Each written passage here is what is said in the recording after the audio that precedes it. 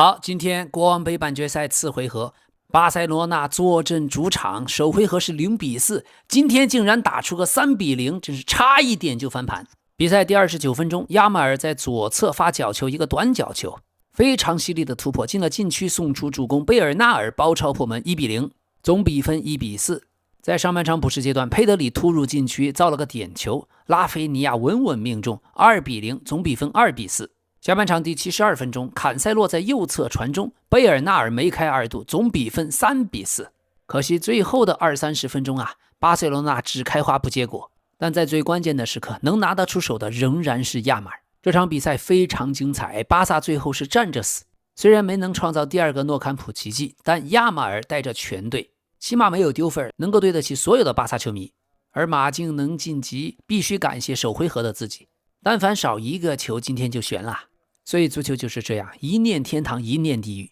今天的巴塞羅那在0-4的絕境下依然能夠讓全世界震撼，雖然沒有完成奇蹟，但亞馬爾的一次次表演精妙絕倫，巴薩的一次次眾志成城的進攻，這才是足球，這才是足球的魅力。比賽最後吹哨結束的那一瞬間，雙方的球員累得筋疲力盡，全都躺在球場上。而馬競的主帥西蒙尼過來首先和拉菲尼亞示意，兩支球隊真的是燃盡了，拼盡全力。今天這場球馬競徹底死守，完全是矛與盾的一場精彩對決。而巴薩這邊巴爾德和孔德傷退，就只能看坎塞洛和埃里克加西亞了。中後衛庫巴西和阿勞霍我倒覺得狀態不錯，所以國王盃被淘汰，巴塞羅那這種方式也太慘烈。現在萊萬、德容、加西亞傷缺，孔德踢了10分鐘也傷了，最後一場比賽下來傷了倆，各種因素疊加，巴薩球迷相當遺憾。而另一方面，巴塞羅那如果會英超強隊的擠地鐵戰術，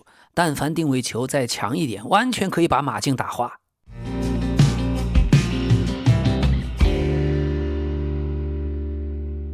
朋友們，元宵節快樂！感謝大家對老 K 足球新聞的支持，喜歡的話歡迎您訂閱，也希望您能點讚、評論、分享和熱推。節目的紅火離不開大家的支持，祝各位新的一年心想事成，闔家幸福。比賽最後的數據統計，巴塞羅那的控球率達到了 71%，15 個角球，馬競0個角球。巴薩21腳射門9次射正，禁區內的射門就達到了12腳，傳中44次，過人35次，過人成功率 69%， 搶斷23次。而亞馬爾確實厲害，我們必須學習欣賞亞馬爾的足球風格，不要再拿他跟梅西比了。只有18歲的他屬於一個獨一無二的亞馬爾。在這場關鍵對局當中，他嘗試過人19次，成功過人竟然14次，還有關鍵傳球4次，均為全場最佳。到了比賽的最後1分鐘，亞馬爾仍然在冷靜地過人，無論結果如何，真的問心無愧。小孩哥太強了，未來3年的金球獎，年年他都可能是最大熱門。就今天首開紀錄那個左路的突破，太帥了。而自24到25賽季以來，亞馬爾的各項賽事已經為巴薩送出了35次助攻，同期這個數據位列歐洲5大聯賽所有球員的第2位，僅次於拜仁奧里賽的41次。而本賽季至今，他代表巴薩出場35次，18個進球，14次助攻。而且考慮到巴薩的前鋒浪費機會亞馬爾至少被浪費了20個甚至30個40個機會。但拜仁奧里賽前面是哈里凱恩，這就是助攻數不如奧里賽的秘密。另外，今天雙響炮的貝爾納爾，他以18歲281天的年齡，成為自13到14賽季以來巴薩在國王盃雙響最年輕的球員。作為一名後腰，貝爾納爾本賽季5個進球已經超越了布斯克茨最高的賽季進球紀錄。今天比賽中可以明顯看到，角球進攻的時候，其他人都在看球，貝爾納爾卻在找空當。亞馬爾的球一出，他已經跑到了後點，這不是運氣，純粹是腦子。視野開闊的像個老油條，貝爾納爾的球商極高，而且今天在場上的幾次對抗都很硬，再練幾年他很可能是巴薩的主力。這也就能看出來他大傷之前為什麼被巴塞羅那如此看好了。確實值得，拉瑪西亞確實厲害，能培養出這麼多的好球員，他既能上搶又能組織，還能前插進球，並且今天2次進球後，貝爾納爾都沒來得及慶祝，第一個動作就是表情嚴肅的馬上從門裡面把球撈出來，跑回中圈節省時間，這就是一股不服輸的勁兒特別是第2個進球扳成3-4的時候，亞馬爾真是高興壞了，直接一巴掌扇在貝爾納爾的身上。在德容缺陣的情況下，貝爾納爾完美的頂替， 18歲的他讓巴塞羅那球迷忘掉了傷病的煩惱。上一場對比利亞雷亞爾，他打了67分鐘，今天是打滿全場。雖然今天是沒晉級吧，但這場比賽感覺已經把他給練出來了。這屬於一個巴塞羅那自己的攻擊型後腰。而另一位大師佩德里傷病之後剛剛回來，踢到最後完全沒有體力了，就憑意志在拼搏。這是佩德里傷愈復出之後第3場比賽，體能條完全沒有恢復到正常強度，但在0-4落後的情況下，佩德里也只有全拼。而賽後馬德里競技的球員科克說呀，巴塞羅那是一支偉大的球隊，在我看來，佩德里即使不是世界上最好的球員，也是最好的球員之一。是的，他在场上就一個字兒穩，太穩了。有了他，今天的巴薩的中場跟第1回合踢馬競完全是2個檔次。另一方面，曾經的世界第1右後衛坎塞洛今天發揮也是拉滿，不只是傳中，坎塞洛在幾個人的圍搶下的小擺脫技術是真帥。連着比賽坎塞洛都在助攻，這個狀態真可以在世界杯打首發。現在的巴塞羅那，坎塞洛無論打左邊還是右邊都是最好的一個邊後衛。前幾場還在恢復，但今天這一場最關鍵的時候，坎塞洛真是狀態回来了，踢得越來越從容，傳球也越來越騷。就比赛的表現來看，客觀說，本以為他是來打替補，但是絕對比巴爾德打得好。東窗請回來坎塞洛絕對是一個妙手，越老越妖。他不僅和亞馬爾的配合度越來越好，而且進攻防守一把抓。现在31歲的坎塞洛已經打動了巴塞羅那，巴薩希望留住他，但前提是只有在利雅得新月同意免費放人，無需支付補償金的情況下，巴薩才會簽下他。好，今天一場關鍵的英超比賽，利物浦客場1-2輸給了狼隊。果然如我們所說呀，狼隊的下半程在新的主教練帶領下真是猛，越來越猛。比賽一直進行到78分鐘都是0-0。就在此時，阿罗科达雷背身拿球助攻，羅德里戈·戈麥斯杀入禁區，巧射破門，1-0領先。5分鐘後，薩拉赫在前場斷球，自己一個人殺入禁區，晃動以後用左腳外腳背破門，1-1扳平。補時階段第94分鐘，利物浦門將阿里松的出球不利，狼隊拿下球權以後，安德烈打門變線入網，2-1絕殺利物浦。拿下利物浦之後，狼隊最近5場比賽3勝1平1負。聯賽還剩8輪，狼隊已經迫近了倒數第2名伯恩利，差伯恩利3分。但是上半程挖的坑太大，差倒數第3名西漢姆聯隊9分，差保級區的諾丁漢森林11分。那麼打平阿森納，贏下阿斯頓維拉，絕殺利物浦。狼隊呀，真的可惜，他們的資本老板是中國上海的復星醫藥集團。可惜聯賽上半程真的太差。現在最後9輪，狼隊有4個保級對手，想保級難度太大，幾乎是不可能。但現在看來，狼隊這些球員的能力和排名不掛鈎。而狼隊隊內18歲的小將馬特烏斯·馬內今天打了70分鐘，小將馬內炙手可熱，剛剛當選狼隊1月份的月度最佳球員。現在的馬內由於表現驚豔，已經引起多家英超豪門的爭搶。據說利物浦已經在和馬內進行談判，而曼聯也跟他的經紀人進行了接觸，說是狼隊已經接受了這今年夏天可能失去馬內的事實，而預計狼隊會為他標價5000萬英鎊。目前領跑馬內爭奪戰的是利物浦、曼聯和阿森納。至於利物浦老問題，利物浦的2個邊路呀，左邊的加克波全場和科爾克茲就沒有打出一次配合，搞得科爾克茲下半場乾脆就不上去讨邊了，就站在後邊看加克波自己去突不進去，還破壞了另一次瓊斯的必进球機會。现在看來，加克波甚至不如上賽季的努涅斯好歹還有衝擊力，這加克波呀，放在其他的英超豪門也就是個純粹替補的水平。就這去年還25萬的高薪續約，我感覺呀，加克波就因為荷蘭國腳的身份，荷蘭人嘛，主教練斯洛特也是荷蘭人，老鄉見老鄉，两眼淚汪汪，能不護着嗎？搞得左後衛科爾克茲啊，一整個賽季都在被套，但加克波給球是寥寥無幾。過去科爾克茲剛來利物浦的時候還願意跑一跑，還願意被套，現在科爾克茲一看是加克波拿球，跑都不用跑了。另外右邊的薩拉赫雖然今天的進球很精彩，但除了进球之外，其他方面不敢恭維，浪費機會太多，盤帶災難級的，傳球也是災難級的。作為利物浦的功勳，大家尊敬他，但是拳怕少壯，薩拉赫今天的比賽丟失球權竟然達到29次，4次嘗試過人，0次成功。雖然他今天結束了在英超連續10場的進球荒，但是利物浦現在呀2翼齊飛，這賽季邊路又回到了很多年前貝尼特斯執教的那一段， 2個邊路沒有一個靠譜的。利物浦鋒線上唯一的看點就埃基蒂克，踢的是真好，真活躍。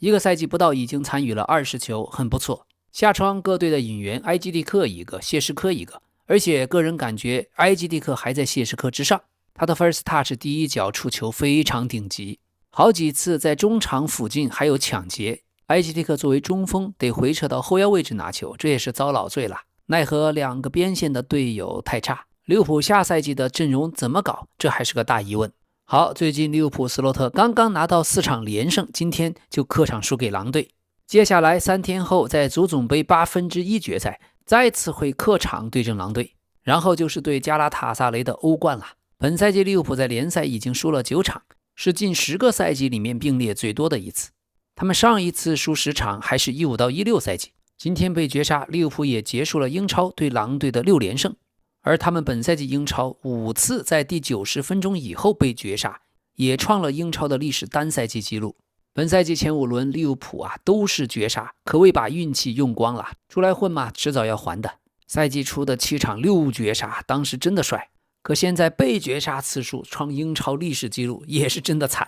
另外，今天也是英超的衛冕冠軍，自2017年以來首次輸給副班長。當然了，本賽季的副班長是劫富濟貧，輸給現在的狼隊也一點不丟臉。所以多賽一輪的利物浦現在落後第3、第4曼聯和維拉队3分，進入下賽季歐冠區還有希望。但我這裡支個招恩古莫哈真的可以試試首發，我覺得他比加克波的表現要好。但恩古莫哈吧，小將，經驗不成熟，有些双刃剑的意思。別看他过人挺騷氣挺帥，可一旦丟球權，對方就是打反擊，對球隊自己的傷害也挺大。今天意大利的意大利杯半決賽，科莫對陣國際米蘭。上半場尼科帕斯、沃伊沃達都曾經造出險情，而下半場達米安擊中門柱，巴列錯失良機，最終首回合科莫主場0-0戰平國際米蘭。這場國際米蘭實現了輪換，用替補留力，穩穩地拿到一個平局。下回合等老塔羅回來，國際米蘭也許會更佔優勢。接下來3月8號，國米就將迎來和 AC 米蘭的米蘭德比，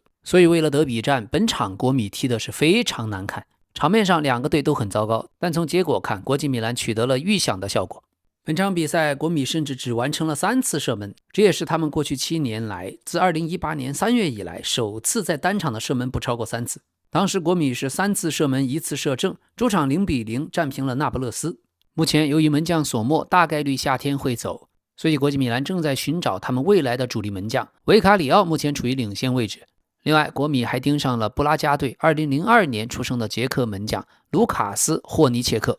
這是足球經理遊戲裡面一位潛力極高的小妖，身高達到了1.98米，老 K 非常欣賞。另一方面，國米已經和贝爾格萊德紅星隊年僅17歲的前腰科斯托夫進行了接觸。這名小妖身高1.76米，在場上能夠踢前腰、中前衛和右邊鋒。他本賽季代表紅星隊出戰了33場正式比賽，12粒進球，6次助攻。過去阿森納為他曾經送上了2000萬歐元的報價，但被紅星直接拒絕。紅星方面堅持要價3000萬歐元，如果成交，這也將成為他們歷史上最貴的一筆出售。而國米自己的左腳中後衛巴斯托尼本來是巴塞羅那的目標之一，但由於身價太高，國米也不願意放人，所以今天的消息，巴塞羅那又將目標轉向了托特納姆熱刺的後衛范德芬。24歲的范德芬如果轉會，實際轉會費可能低於6500萬歐元。這主要是目前荷蘭國腳完全不願意繼續留在托特納姆熱刺。而皇馬這邊天塌了，姆巴佩剛剛膝蓋受傷，結果羅德里戈今天皇馬官方宣布右腿前十字韌帶斷裂，並且伴有外側的半月板斷裂，不只是重傷，而且傷缺將達到10個月以上，無缘美加墨世界杯。在上一場皇馬和赫塔費的比賽中，羅德里戈其實第66分鐘就已經受傷，但他竟然一直帶傷，又踢了30多分鐘，踢到了最後。而現在這一次重傷，整個2026年自然年他都可能無法出場。25歲的羅德里戈本來是想本賽季結束後離開皇馬，可能會去到英超一展自己雄姿，因為在皇馬他確實沒有主力位置。哎呀，這下子這比當初巴塞羅那加維都還要更嚴重。加維是右膝的前十字韌帶斷裂加外側半月板損傷，當時加維是堅持了一小會兒，所以半月板只是損傷。這小羅德里戈傷了之後，足足堅持又踢了半個多小時，他也真是太缺上場時間，太想證明自己了。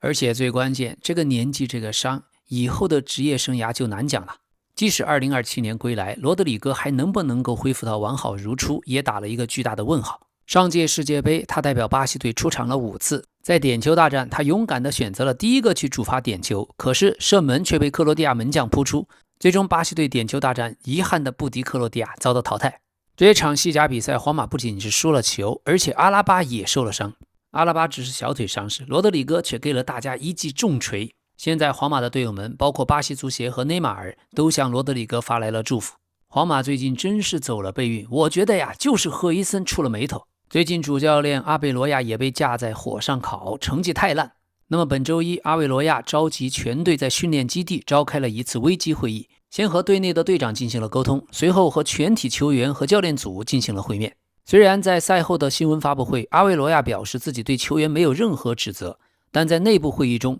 他要求球隊在賽季最後階段必須付出額外的努力，要想力爭挽救當前局面。而球員們也清楚球隊的形勢非常嚴峻，但是球員並沒有放棄，希望能夠在收官階段完成任務。目前皇馬傷病情況已經非常嚴峻，皇馬陣中的5名中後衛，阿韋羅亞只能使用1人。現在他的帥位告急，面臨下課危機，如果本賽季西甲或者歐冠不能奪冠，大概率會離任。甚至皇馬內部人士已經承認，接下來2周的賽程將決定阿韋羅亞的去留。俱樂部高層一直對這位過渡人選的信心有限，如今疑慮更加加深。只是短期內皇馬還沒有做出換帥決定，因為那意味着管理層再次承認自己的失敗。接下來聯賽面對塞爾塔，然後歐冠1/8決賽面對曼城。在球隊更衣室，43歲的阿韋羅亞始終沒有獲得一致支持。有部分球員認為他更適合執教青年隊而非一線隊。隨着時間推移，大家對他的戰術能力還有管理方式的質疑也在不斷增加。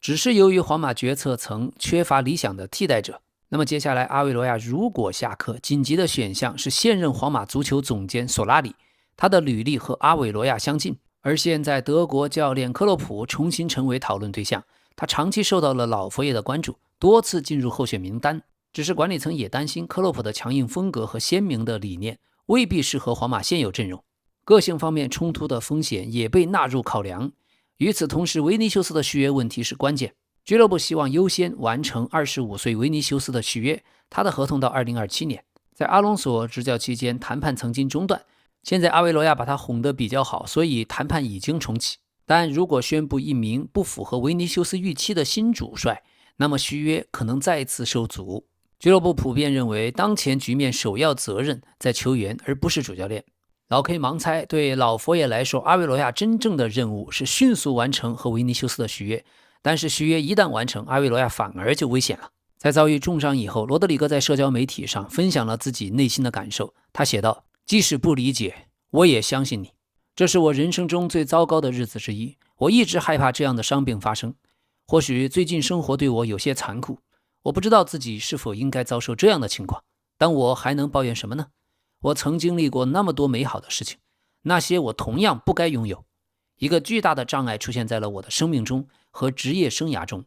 讓我在一段時間內無法去做我所熱愛的事情。我將缺席本賽季餘下的比賽，也無法代表國家隊參加世界杯。這個夢想對我有多重要，大家都知道。我只能像往常一樣堅強，這對我來說並不是頭一回。感謝大家的祈禱、發來的信息以及關愛，你們對我來說非常重要。即使這是一個非常艱難的時刻，我也保證自己不會就此止步。我相信我還有許多美好的事情可以去經歷，並帶給信任我的人們快樂。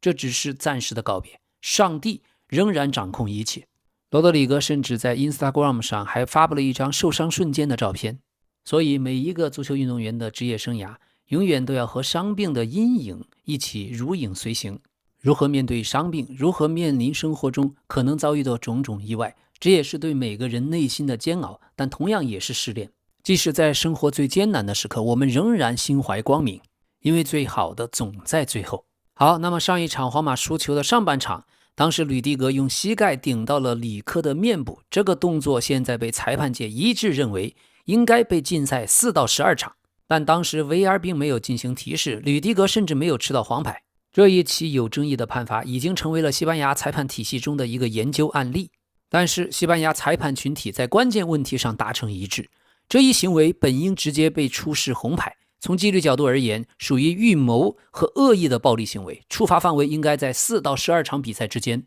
這不是一次灰色地帶的判罰，這不是一個細微或者有爭議的解讀，情況非常明確。2名球員剛剛在幾分鐘前就已經發生過衝突，在關鍵的動作中，迭戈里科倒地了，吕迪格本來相距數米遠，這並非同時倒地，也不是不可避免的碰撞。吕迪格是看着倒在地上的对手，有意改變了行进路線，最終用自己的膝蓋撞到了对方的下巴。當時沒有球權爭奪，沒有試圖觸球的動作，也沒有任何可以合理解釋的技術性動作。可是當值主裁判在場上甚至沒有判罰犯規，而這時候 VR 本應派上用場，可是 VR 裁判也沒有做出任何動作，因此裁判的禁哨是不可避免的。想想吕迪格過去有無數的抱摔、蹬踏、肘擊、惡意犯規，場均都有幾次黃牌的動作，尤其是對巴塞羅那的国家德比，還有像踢人、死亡踐踏斯凱利、2連膝蓋重擊等等，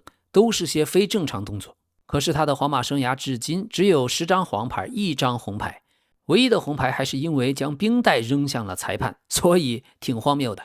比賽後第2天，迭戈里科也接受了採訪，談到了這個動作。他說，如果角色互換，我可能會被禁赛10場，或者整個賽季都無法上場。我不知道 VR 存在的意義，這就是一次攻擊，很明顯他就是故意來撞我的。在之前的那次对抗中，我們有些小摩擦，裁判判了犯規。在回防的路上，他一直在說些話，接着在下一次進攻中，我接到了球，你們會看到他幾乎推開了他的隊友來頂我的臉。如果當時情況不妙，我可能就暈倒在草地上了。我當時感受到了一次非常強烈的撞擊，但當我在電視上在看的時候，奇怪的是 VR 竟然沒有介入，我不知道他們在想什麼。後來還有其他一些場景 VR 也應該介入，但似乎他們不想站在我們赫塔費這邊。不是我是否相信的問題，大家都看到了，沒有哪個職業球員會對倒在地上的對手如此惡意的用膝蓋頂上去，當時球甚至都不在那個區域。所以里科說得很對，赫塔費的球員跟吕迪格唯一的差別就是身後沒有靠山。那麼今天呢，皇馬在過去2年半時間已經遭遇了6次 ACL 重傷，都是前交叉韌帶。看來體能教練和队醫的問題非常嚴重，甚至有些积重难返。最近伊朗和以色列、美國在中東打得不亦樂乎，而著名的曼联名宿费迪南德，他和他的家庭目前就居住在迪拜。费迪南德表示，當你聽到頭頂傳來火箭、飛機和戰鬥機的聲音，我也說不清具體是什麼，隨後伴隨巨大的爆炸聲，那種感覺非常可怕，那是一個極其驚悚的夜晚。而我家的錄音室已經被臨時改造成避難所，在第一個晚上聽到這些巨大的聲響的時候，我們被建議前往地下室，我們在那裡鋪着毯子過夜。最難的是向孩子們解釋發生了什麼，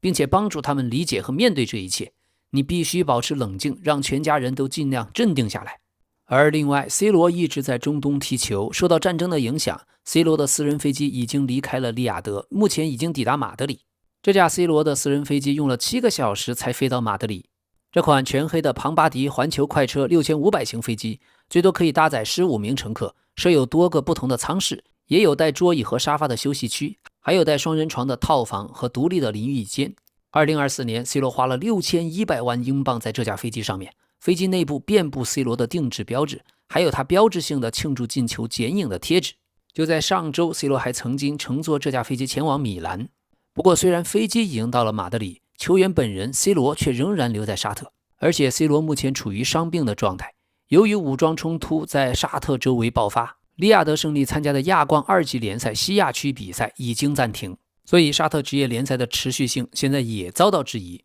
可 C 羅必須竭盡全力在世界杯前要達到最佳狀態，如果缺乏比賽，這會是最難解決的問題之一。利雅得勝利官方已經發布公告， C 羅是腿筋受傷，已經開始康復計劃。而最近正在舉行女足的亞洲杯小組賽，伊朗女足首輪0-3輸給了韓國，而賽前伊朗女足在演奏國歌環節集體保持了缄默，他們的主教練在球員拒絕唱國歌的時候臉上帶着微笑，而一些女球員似乎在努力忍住淚水。這讓我想起了4年前的卡塔爾世界杯，當時的伊朗足球運動員也是拒絕唱伊朗國歌。當時伊朗還有2位知名的女演員因為公然摘下头巾而被捕。前伊朗足坛的名宿阿里代伊，他表達了對伊朗女性的支持，就因此護照被伊朗政府沒收，並且被禁止離開伊朗。2年後的2024年，伊朗的總統特赦了阿里代伊，並指示體育部長解除了对他的所有禁令。阿里代伊也被允許重返足坛。所以人心向背，這許多事情，包括老 K 在多倫多認識的許多伊朗人，他們都不支持伊朗現政府和現政權，希望勝利最後屬於伊朗人民。但是我們一定要清楚伊朗人民到底支持什麼。好的，在最近的伯明翰羽毛球全英公開賽上，印度的羽毛球名將辛杜已經宣布退出。這位女選手當時曾經發文，因為航班臨時暫停，她被困在迪拜機場，機場當時一片混亂。而現在她已經回到了印度班加罗爾的家中，安全了。她發帖透露了一些當時的細節。